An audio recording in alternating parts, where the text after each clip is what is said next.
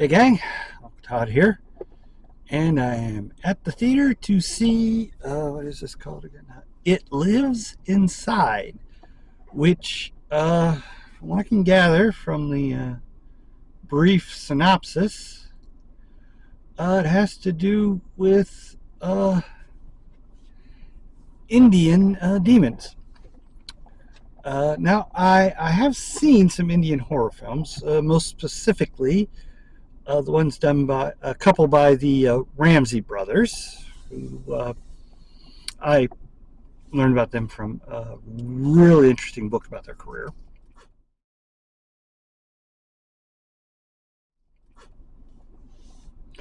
And judging by the running time on this, which is only like an hour and 45 minutes, this is not going to be a Bollywood film. Like the ones I saw from the Ramsey brothers, a Bollywood film runs about 2.5 to 3 hours, and you're going to have three plots. You got your A plot, which is your main characters who deal with the main villain or monster, and you got your B plot, which is your supporting characters who get into a story of their own that is somewhat connected. And then you got your C plot, which is your comic relief character. And he'll have some things he gets involved in that will, again, swing back into the main plot. Oh, and there's always a few songs that people get involved in. Bollywood films are kind of a kitchen sink kind of thing where they throw everything in so that there'll at least be something to appeal to everybody. There'll be romance, there'll be comedy, there'll be action, and in the case of like the Ramseys, some horror. So kind of curious to see how this one works out, see what they're going to do with it. So I'll tell you what I think when I get back. Well, that was quite a movie. The basic plot is about this young teenager named Sam. It's short for her Hindi name, Samda. I think I'm not gonna be able to pronounce it, but she is of Indian descent. She is Hindi, and they're living in America. Her family, and she and her mother are having some issues where her mother is very traditional and wants to keep those traditions alive: the food, the language, the customs. And Sam wants to be like all the other kids at school. And she's kind of pushed aside her cultural heritage to be basically an American. And her childhood friend, who's also Hindi, is having some problems. She's carrying this jar around, this empty jar that she, when she's at home, or not home, but this other place, she'll put raw meat into it, and she keeps whispering this Hindi prayer. And she goes to Sam for help because she says she can't handle it on her own anymore. And Sam's not being very understanding. She just thinks her friend has lost it. And Sam inadvertently breaks the jar Tamara's been carrying around. And Tamara freaks. And then a little later, something grabs and pulls her away. But Sam was going to get help because she seemed to be having a breakdown. And when they got back, Tamara's gone.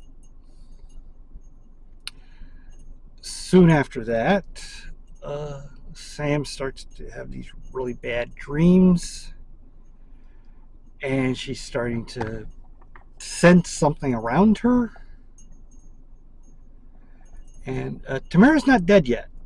Whatever the thing is, it is slowly devouring her. And it has set its sights on Sam as its next victim. And anyone that gets close to Sam gets attacked. So she's being separated, and eventually she's able to learn that whatever this is, it is a Hindu demon. But because of her estrangement with her mother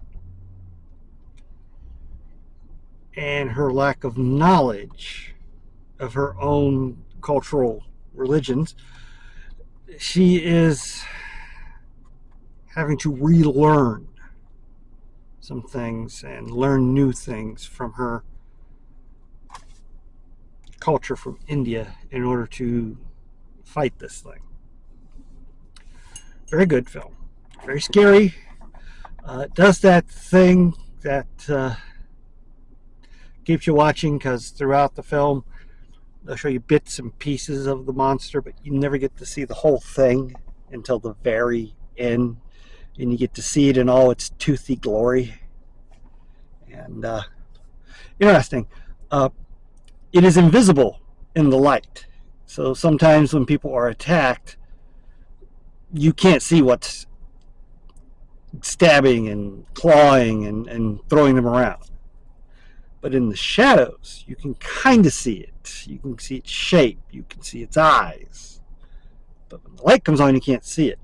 But it's still there. And it very prescient for today. With immigrants, assimilation, wanting to keep old cultures alive, people not wanting others to keep their culture alive. So you got a little bit of modern day underpinning of to the plot. Very well acted.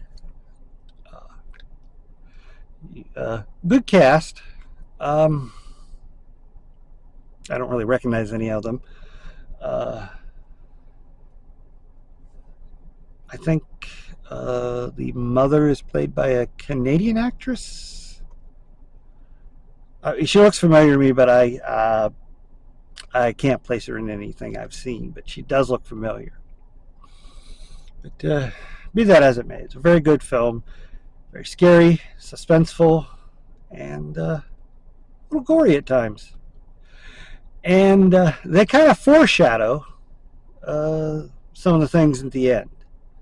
But it's subtle, so if you don't catch, I see where they're going to go with that, it's fine. And I don't get upset at the main character for not figuring these things out, because we in the audience can say, oh, well, why didn't you figure that out? I figured that out a long time ago. Well, we are also not the ones being terrorized. And when you're terrorized and dealing with lack of sleep, you're not going to figure these things out. I found that believable. Highly recommend. It's not a Bollywood horror film, but it's pretty good, and I liked learning about a monster from another culture. It sounded really interesting and scary. It's a soul and flesh devourer. What a combination. Ooh. Well, please hit like, share, subscribe, and I'll see you next time.